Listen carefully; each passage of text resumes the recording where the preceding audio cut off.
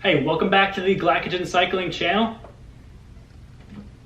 Today we are going to be doing a long-term review, and I dropped a shoe, on the Bontrager xxnx road shoe. So sit back, relax, hit that like button, and let's get into the video. Yeah. Hey everybody, my name is E-Double, their name is PJ Harvey. Let's go. These shoes are actually really good. I've been really happy with them. They're super stiff. So the reason you want a super stiff shoe is because when you're pedaling, you don't want any flex, because when you have flex, you lose power or energy through that flex. You want a stiff surface to have as much power transfer as possible from your legs to the pedals and then through the bike to the wheels. These are a great shoe for that. Super stiff. It's the stiffest shoe Bontrager makes. So if you're looking to race, these are a good option to look at. Another thing I really like is the BOA.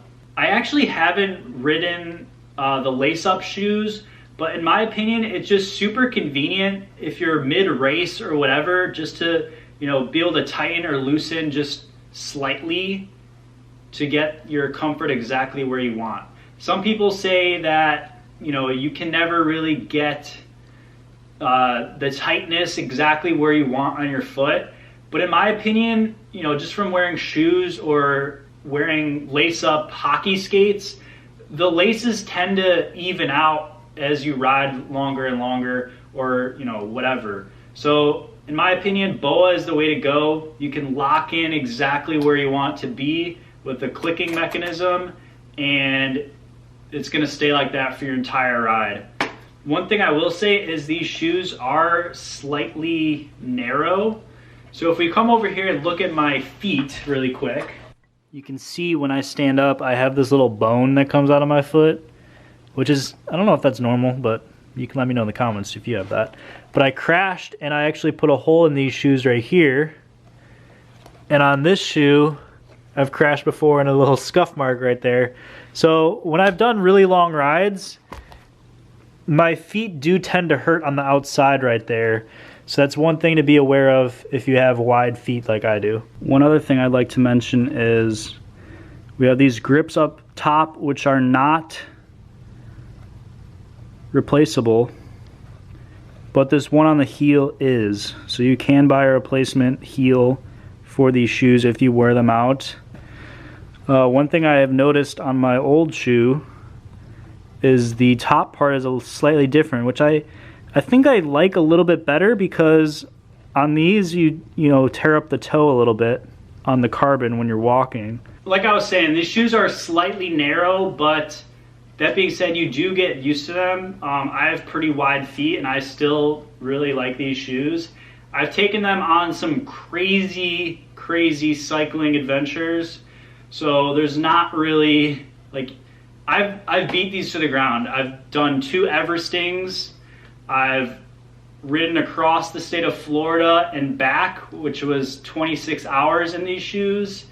I've done 5 centuries in a row on these shoes. So I've done a lot of things on these shoes and I've never really had any serious problems. Yes, when I get above 6-7 hours on the bike, my feet do tend to hurt a little bit on the outside, but I think that's going to be normal with any shoe, and just being fatigued on the bike, you're going to have a little bit of slightly different pedal stroke. So with that said, I think these are a good option if you're looking to do some long, heavy endurance rides or race, either or. They're a good shoe for that. So the last thing I want to get into, which you're probably all wondering, is why the heck do you have 3 shoes here, all of the same kind? And that's because this one has recently broke. So the BOA has actually broken off from the shoe itself. If we get in here, I can show you. The actual BOA which is sewed into the shoe here, has broken off, which holds this mechanism in. So if this top piece breaks off, you can replace that, but this part is not replaceable. You can see it's actually sewed into the shoe. So this shoe is basically worthless now. It works in every other way, but because of this, it is busted. And you can see right here, I have a hole in the shoe. And I think the reason this actually busted was because I had a crash recently putting that hole in the shoe. And I believe the BOA hit the ground and cracked the plastic here. So why I'm telling you that is because my friend bought these on a discount and couldn't return them. They didn't fit him, so he ended up giving them to me, to make a long story short. So I have another pair of these, but because these shoes are actually very expensive, I think they were $400 at the time I got them. So I want to do a little math to see exactly how much these shoes are worth. So what I did is I headed over to Strava.com and I searched all the way back to October 2015, which is when I started to use these shoes. And I calculated that I have ridden 41,896 miles on these shoes over the last, 5 years, basically. So with that said, I popped open the calculator, put in $400, divided that by 41,896, and it came out to just under 1 penny per mile for to wear these shoes. So let me know in the comments whether you think whether that's a good deal or not. I think it's, penny per mile is not that bad. Obviously your results may vary. If I didn't crash, these shoes would probably still be going.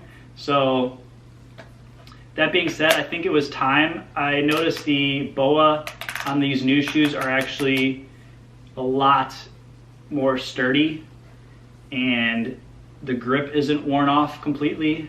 So I think it was definitely time for a new pair. Again, these shoes have been through multiple crashes and have been fine over the last 5 years. So hopefully you guys got a lot out of this video. Hopefully you enjoyed it. If you did, make sure you hit that subscribe button, hit that like button, and I'll see you in the next one.